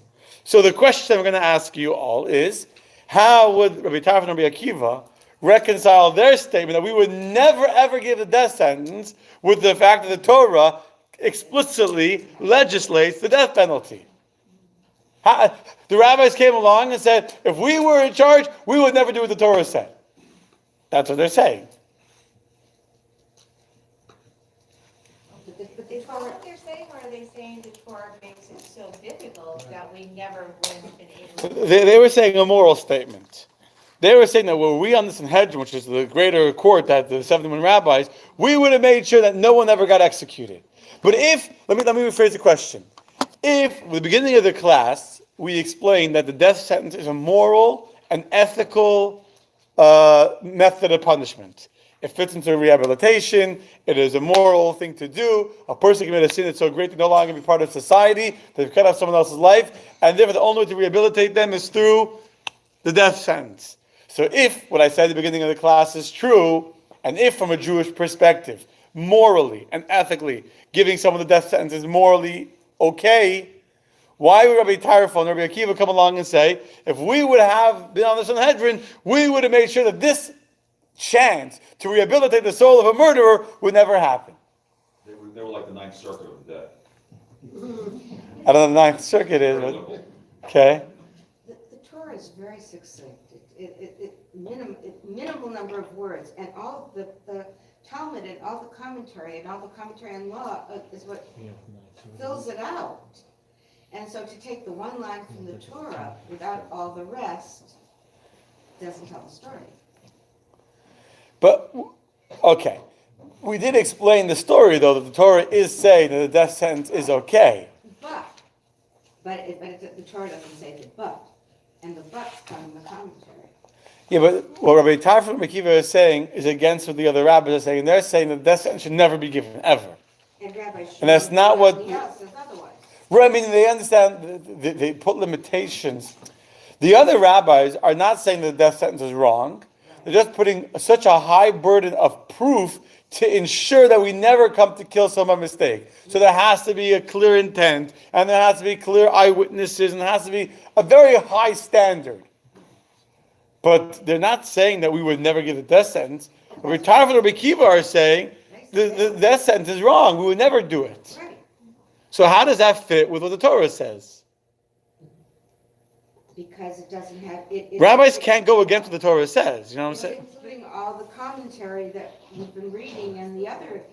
you can't just take that one sentence by itself. You've got to think about all the other stuff that goes along with it. Okay. And there's always a way to rationalize it. You can always rationalize. Someone can always find a way to So you're right. So what's the rationalization? I mean, I have one ready, but what's the rationalization for Rabbi Tarfon and Rabbi Akiva? They might not be satisfied with the evidence. You're never going to be able, even Someone that says, I will never be satisfied with the evidence you give me is not being intellectually honest, by the way. So a person walks into an argument, you will never convince me. Okay. Look at the standard that is set. There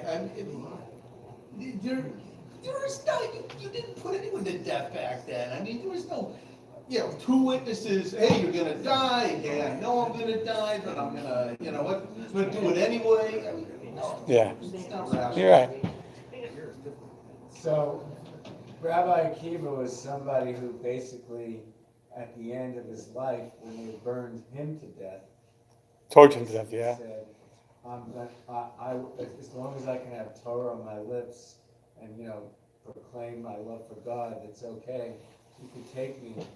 I think that he valued life so much, and he took what the Torah said and said, okay, no evidence is going to, he had a moral feeling against it, and it's his entitled feeling to take it to the next level. So what you're saying is totally true. I want to develop what you're saying and show you the limit, and I'm going to explain it properly. You're right, and we just spent the last 15 minutes explaining how because the value of life is so beautiful and so infinite and so powerful, we have to be so unbelievably careful that we'd allow 1,000 people to go free than kill one innocent person. But yet, if that's the Jewish perspective, how do you justify that with the Torah telling you clearly, put the person to death? If that's the Jewish perspective, which is what you're saying, which is right, that's how Rabbi Akiva felt. The value of a Jew being able to live and to study Torah is so great, we should never kill anybody. So then how does he understand, how does Rabbi Akiva learn the verse that says, text number 1. Text number 1 was a verse in the Torah that said, a man who kills a man should be put to death, right? That was text number 1, 1a. One who strikes a person with a fatal blow shall be put to death. How did Rabbi Akiva learn and understand that verse? And so understand the question?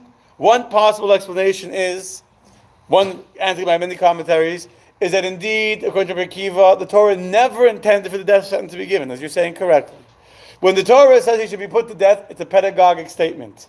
It's in order to show you how severe, how terrible it is to kill someone, that the Torah itself, which tells you that the value of human life is infinite, and the Torah itself, which tells you that you should never even hurt somebody, never kill somebody, and the Torah tells you that if someone kills someone, you're allowed to put that person to death. Wow, that must be really, really, really serious. It's like, if you remember last week we learned about the punishment. Well, a parent punishes their child. Why do you punish your child? Primarily, we said, to educate them. You know what the best method of, the best ideal of educating your child is? Where you have a punishment, you never even have to do it. You don't want to have to actually carry out the punishment. You want that your child should be the fear to understand the severity of the punishment. That alone should make your child understand the importance of the behavior. It's a beautiful story that very quickly the previous Rebbe writes in his memoirs, his diary. He was told that a boy who once threw rocks at the roosters, and his father took down the belt on the wall that he had hanging, he never ever used. And he took the belt down from the wall, and that was enough of a punishment for the son. He didn't have to hit him. He took the belt off the wall. Understand? The Torah just says to you, you're going to kill someone, for that you deserve to be killed. Not that you're going to get killed, because the Torah is going to put tremendous burden of proof, and you have to acknowledge, and all these things will make it very, very difficult or impossible to get killed. But you should realize how severe is the act of taking someone else's life. Yes. I also think that knowing a little bit about Rabbi Akiva and just reading his biography, and knowing that he didn't come to the Torah, he had a very hard life, and he didn't come to the Torah until he was 40 years old.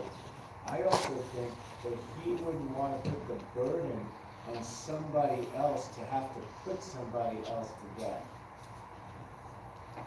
And if you put someone to death, someone has to do the killing. And I don't think that he would want to poison the soul. You know who did the killing in Jewish law? How to do that killing. You know who did it? That's correct. There was no executioner. The witnesses, there is no job as executioner in the Jewish courts.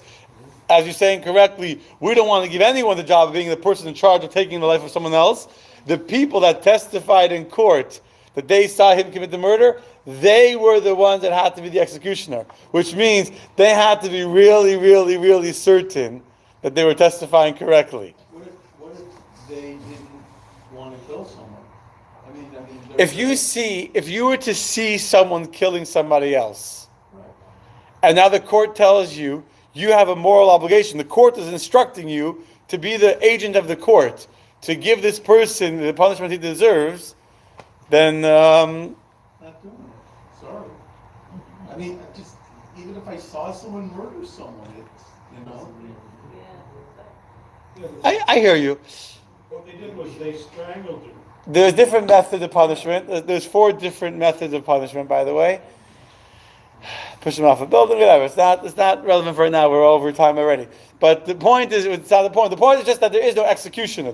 The witnesses are the ones that are responsible to really, really be sincere in what they testify. So do the witnesses, I mean, is it kind of well known that the witnesses would have to be the executioners?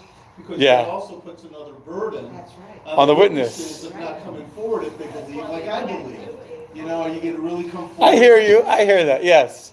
Well, back to the origin is the city of refuge, where a person kills somebody else, and The family. and the blood avenger from the family of the victim goes after him, and he escapes to the city of refuge. There, the priest or whoever is in charge determines whether or not it is intended to do it or it's an accident. So the proof is whether or not the person can prove that it was an accident, he didn't intend to do it. If you can't prove it, then he's given over to the blood avenger, the blood avenger kills him. So the proof is If it's what we're saying, there's no executioner. So in this case, it's the family of the person killed. killed by mistake. Okay. What we're saying till now sounds very noble, very ideal. We never put anyone to death. We want everyone to live in harmony, and the value of human life is so great, etc.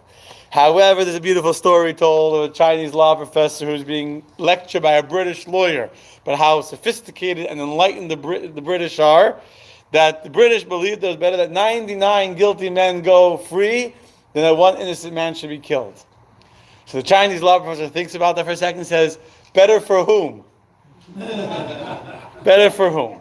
Meaning this anecdote really hits the nail on the head. Because, yes, for the individual that's suspected of murder, for the person being suspected of murder, yeah, of course, it's better to that we should go light on you. For the court doesn't want to be guilty of, like this court in Texas that put an innocent man to death. Of course, they'd be rather put innocent, guilty people on the street than be liable for killing an innocent person, right? So for them, it's fine. But better for whom? But for the society, for the people that are living next door to this murderer that went free because we didn't have enough of the burden of proof, it's not better for them. Right? It's like having a child molester in your neighborhood. It's not better for us. Right, but you can't kill the child molester, so they have to live somewhere. That's a different... Let's focus on the murderers. Yes, but whatever. So, I mean, from the perspective of society, this statement of the Rambam sounds crazy. It's very noble, but it sounds very dangerous. Right? Okay. So, here comes the next twist. While it's true that from a theoretical perspective, the Torah does not, the theory of punishment is about the criminal, and rehabilitating the criminal is not about society, the Torah does not ignore the needs of society at all. And therefore, the Torah empowers the courts to act in the needs of society, even at the expense of, we'll take questions after over time, even at the expense of individuals. Say that again. The Torah says to the courts, even though really, legally, we put an unbelievably high burden of proof upon the court in order to impress upon them, and upon everyone, the danger of killing an innocent person. At the same time, we give the courts the authority to not follow those burdens of proof and to use their own discretion to protect the needs of society. In Jewish law, this is called tzorech hashah, for the needs of the time. If you look at text number 9 from the Rambam, who didn't read over here? Carol, read text number 9. The court has the authority to execute a person who is not liable to be executed under limited Torah law. This is not intended as a violation of Torah law, but rather to create a fence around the words of the law. And the court sees that there is a widespread breach of the law, they may establish safeguards to strengthen the law if they deem necessary. As a temporary measure, these emergency powers should be applied when the judge perceives that this is an inappropriate punishment. Appropriate punishment. An appropriate punishment for the offender and that he needs the time. The need of the time necessitated.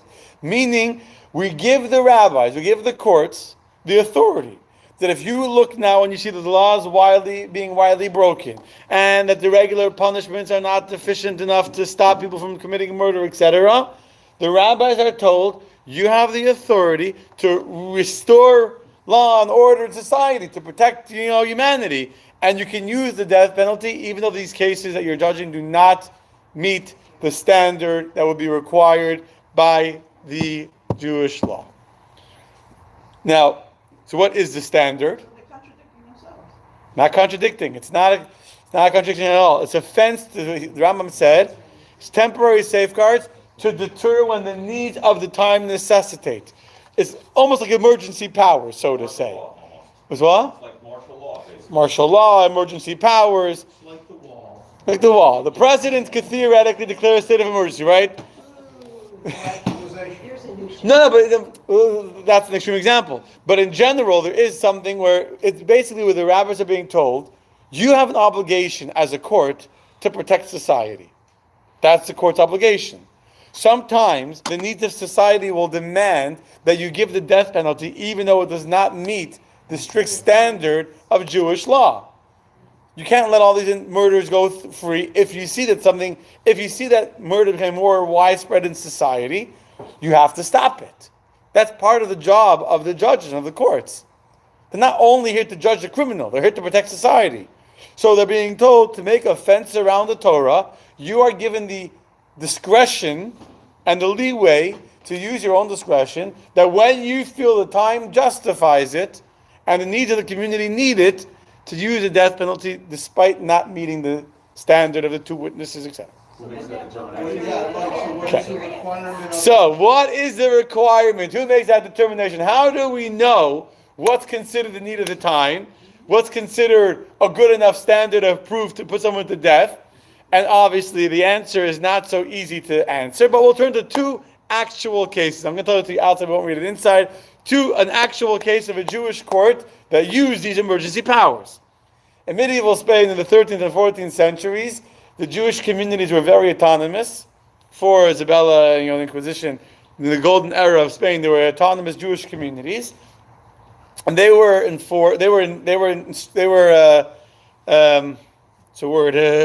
the authority to judge their community, including the use of capital punishment for murder, which was a standard punishment for a murder, was the death sentence. So there was a tragic murder that occurred in the 14th century Spain in the Jewish community. 2 Jews killed one fellow Jew. In public, in daylight, they chased him, and they attacked him, and they killed him. One of the people, there were witnesses that saw him actually beating to death this other Jew. It was caught on camera. There was witnesses. But the second of the 2 murderers, there's only strong circumstantial evidence that he was involved in the actual murder. Plus, they weren't sure who was of the 2 had actually given the fatal blow. And now the rabbi of the community, Rabbi Menachem Harosh, he was given, this person is being told, you're the court. What does he do with these 2 people? He wasn't sure, so he turned to the leading Spanish halachic authority at the time, whose name was Rabbi Yitzchak ben Sheshes, the Rivash, as he's known, a tremendous halachic authority. Go to any yeshiva student, say Rivash, to know who you're talking about. And he said to the Rivash, what should I do? And the Rivash tells him, you look at text number 10, that since there's a need of the time, you may execute the murderers to deter such acts if you see fit to do so. This wasn't a murder, it was in public, it was in daylight, etc. And even the second person, there's no witnesses. Definitely does not meet the Jewish standard of guilt. But based on the compelling evidence, you are allowed to give this person the death sentence.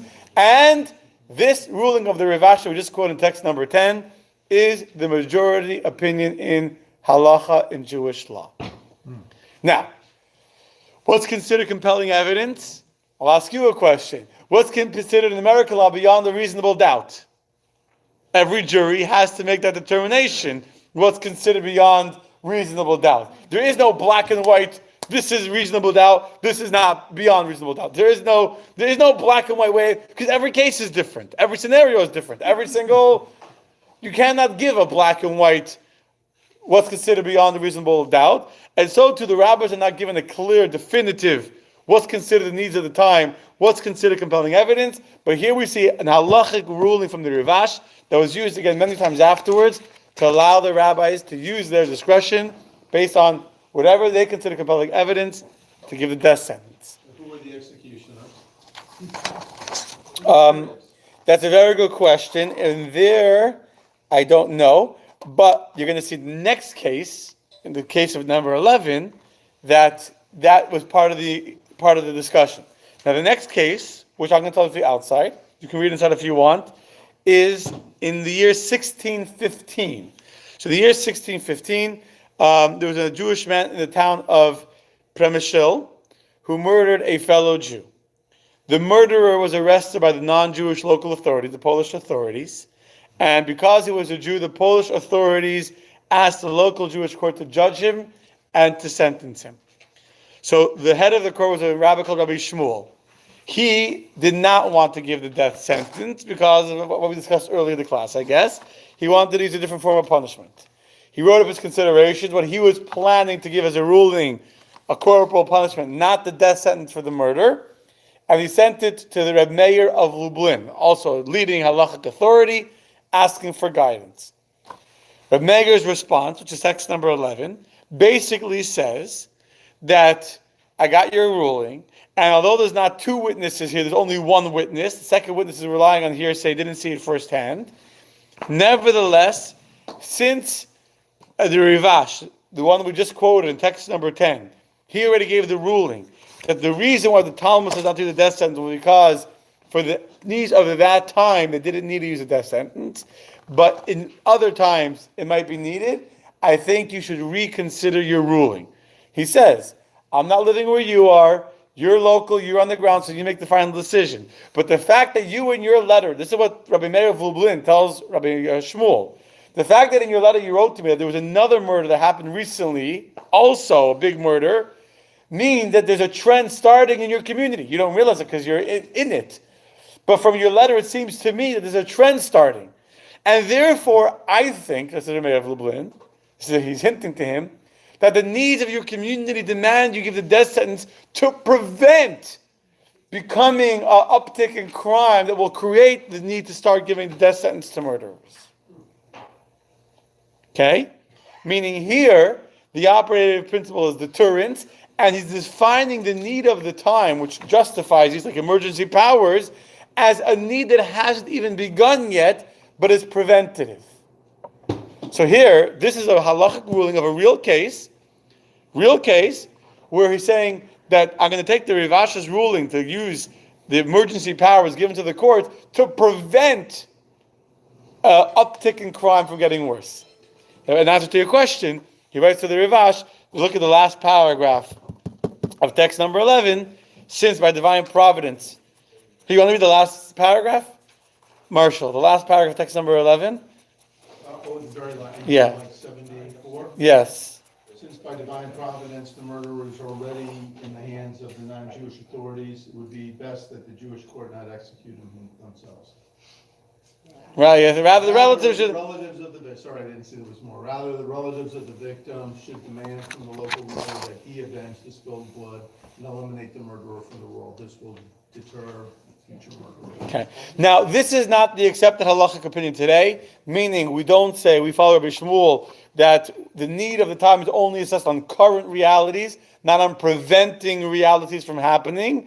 But the point is, just gives you a little bit of a perspective on the leeway and on the authority given to the rabbis to be able to determine when the societal needs overrides the individual needs of the individual suspects. That doesn't seem like it's much to override the prohibition on the death penalty. I mean, that wasn't like a mass killing. That's not like what's going on in Israel now with the stabbings. Or I mean, that seems like a pretty low bar to. That's correct. That's correct. Meaning at the same time that the Torah is saying there's all these restrictions, etc., it shows you how valuable a human life is. The same way Rabbi Akiva would tell you that the verses in the Torah that talk about the death sentence are really only pedagogic verses to show you how dangerous it is to kill someone, how severe it is. You could argue that the same with the Talmud has all these restrictions on the death sentence. It's not because a court should never ever give a death sentence. It's because the court should appreciate how severe and how much sensitivity and how much thought and deliberation and how carefully they should tread before they actually give this death sentence. Meaning, it's not an easy thing to do, but sometimes you got to do it. Yes, Teresa. Well, when I look at this, I mean, to me, when they talk about the needs of the time, and the justification is that if you don't punish the murderer, other people will do the same thing. How is that not the needs of the time going back historically? How is that not human nature? I just don't see how you can argue that there is a need of the time to deter, and that deterrence did not... Excellent question. So first, excellent question. First of all, this opinion is not the halachic ruling. It's an extreme, response or responsa. It's showing you the extent that you can go. That is not, as I said clearly, the subsequent halachic literature does not follow that ruling of Reb Meir of Lublin, and they say you cannot use emergency authority to prevent a reality that hasn't yet happened.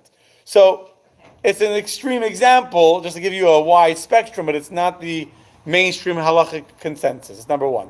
Number two, it seems that in early times, the Talmudic times, murder was less common. I guess people were more spiritually sensitive to the needs of others, etc. Murder was not as frequent as it was perhaps in Poland in the 1600s, which was a much more, in general, society, not just the Jewish community, more murder, more violent, etc. So applying that today, do we say that there is a need of the times based on the prevalence of gun violence in our society? We definitely could say. I'm going to make a conclusion in 1 minute. Let's take one more question, and yeah, we'll conclude. Exactly. Let's see where we conclude. Well, if you're changing the rules here, how far can you go? If the Nazi community will justify putting a person to death if you think he's innocent? No, so here they were very sure the person was not innocent, was guilty. No, but how far do you go in relaxing? In other words, you're going from stringent, absolute proof, where you actually believe he's guilty, but you can't prove it, to the point of, I think the man's innocent, but the nerds of the community might require him to. No, that's not what happened here at all. Here they had one witness that saw it. They didn't have a second witness that saw it. The second one was hearsay. No, this wasn't the same. I'm saying it seems to me that you're putting the needs of the community so far forward, you should be saying, I have to put this innocent man to death for the benefit of the community as a whole. It's more like a chance I'll put an innocent person to death. I don't take that risk. I didn't get the impression that it was anybody that was innocent that you. No, it wasn't anyone innocent. It was very clear. The rabbis didn't have any doubt on the person's guilt. It was despite being 100% certain the man is guilty, they still felt insecure in giving the death sentence because of the very, very high burdens and limitations that the Talmud puts on giving the death sentence. There was no doubt on this person's guilt. In either cases, the one from the Rivash, it happened in broad daylight. They chased him through the city. There was two people. There were multiple witnesses. It was well known. The second one also was well known. One of the things in the footnotes, the non-Jewish authorities arrested. It was a well-known crime. That there was no doubt. But by the way, there's another discussion later on that in the case of text number 11, where Rabbi Meir of Lublin says to give him the death sentence, even though there's a future need. There's a rabbi that explains that why did he say this? Because the non-Jews had arrested him, and he was sitting in a non-Jewish prison. It would create an impression in the mind of the non-Jews that Jewish blood is cheap. If we wouldn't demand the death sentence for someone that was known to have killed a Jew, the non-Jews say they don't care if you kill a Jew. So that is one way of explaining why he was strict in this case. But there was no question at all about the guilt of these people. Let's conclude, and then we can discuss this for hours if you want. Well, not for hours. Okay, so here's the Torah view on death penalty. Okay, so today, or in Israel, where they're debating now this scum guy, that scumbag that killed that girl in the forest, whatever his name is. Let's say in America, what's the Torah's view on the death penalty? Number one conclusion from today's class is, from a theoretical moral perspective, the Torah says absolutely, it is not only is it moral, but it is helping the rehabilitation of the soul of the person to give a convicted criminal who we have no doubt about his guilt, to give him the death sentence. He's destroyed another life. He's lost his ability to be part of the game, like the guy that punches another player, kicked out of the game. And more important, not only has he destroyed his chance to be part of his mission, has he forfeited his ability to fulfill his mission in life. More importantly, his soul cannot be rehabilitated unless it goes through the kapara and the atonement of being put to death. So from a moral perspective, the death penalty is absolutely a moral option, unlike those who say that the death sentence is not. However, from a strictly legal perspective, Jewish law creates an unbelievably high standard of proof, which would make it almost impossible to ever put somebody to death. Even with video cameras, etc., the person has to acknowledge what he's doing. He has to say, yes, I know that I'm holding a gun, I can kill people, and I want to kill people, and I don't care if you put me to death afterwards. It's an unbelievably high standard of proof. It's hard to imagine there was ever a murder in America where the person was warned by two witnesses and still committed the crime. Probably never happened like that. Two witnesses, maybe there were some cases, but the warnings and all that, and to have a majority of two people, not likely. However, despite the very high standard that Judaism has put on proving proof, the Torah also says that the government, in this case, the rabbis, or in this case, would be the government, the courts, they have an obligation to protect society. That's a part of their job. And to protect society overrides the needs of the individual person. And therefore, if, capital IF, if there is no other effective deterrent, then you absolutely need to use the death sentence to protect society. So, for example, in Israel, where it's become very, very common now that these people are just grabbing knives out of the kitchen and looking for a chance to kill somebody, if we will be able to establish that them knowing that they'll be killed, instead of sitting in prison waiting for some kind of, kidnapped Israeli soldier to be bargained for 2,000, prisoners, or whatever crazy numbers they come up with, and they knew that they're going to be killed, and they wouldn't be given the burial, whatever. Then if that could be proven as a deterrent, then absolutely the government has an obligation to protect its citizens and to use their authority despite the standards of the law. Okay? That would be the same thing in America with the same thing. We're talking about gun violence. If we see the people there was a time where serial murderers were very, very high, then we have to defend our society from being prey to that. God willing, next week we will talk about the standards of evidence. This week we talk about the standards of death sentence, what's considered reliable testimony, circumstantial evidence, incentivized informant witnesses that are testifying to get a plea bargain, etc. God willing, next week, same time, same place. Thank you very much. And don't forget, Friday night, Shabbos of healing. Sounds good. Yes. Hopefully we're going to see every one of you here Friday. It's going to be a lot of fun, God willing. And this.